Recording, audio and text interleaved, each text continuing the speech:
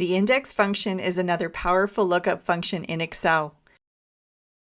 You can use the index function to return a value in a table given a row and column number within that table. The easiest way to understand this function is to look at an example. So let's get started. Here we have a table of data containing order information. Let's use the index function to return the value at row 1, column 1 within our table. To get started, let's enter the index command. As you can see, the index function takes 3 parameters.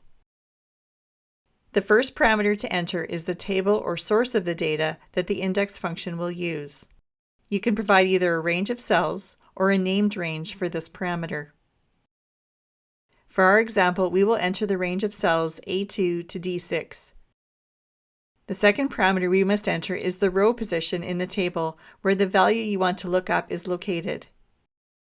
It is important to note that this is the relative row position in the table and not the actual row number in the worksheet.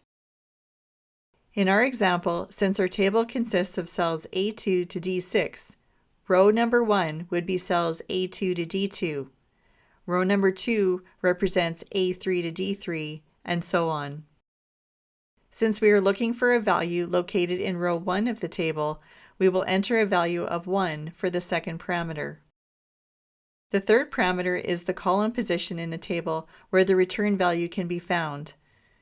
Just like the second parameter, this value is the relative column position in the table and not the actual column number in the worksheet. A value of 1 indicates the first column in the table, a value of 2 indicates the second column, and so on. In this example, we will enter a value of 1 to indicate that the value we want to return is located in column 1 of our table.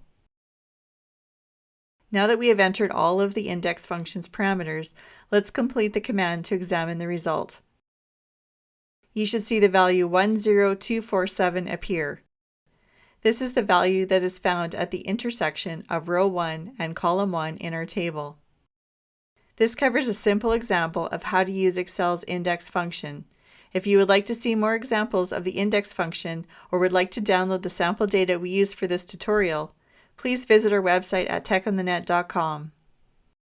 If you found our tutorial helpful, please leave a like on this video and don't forget to subscribe to our YouTube channel for more great Excel tutorials.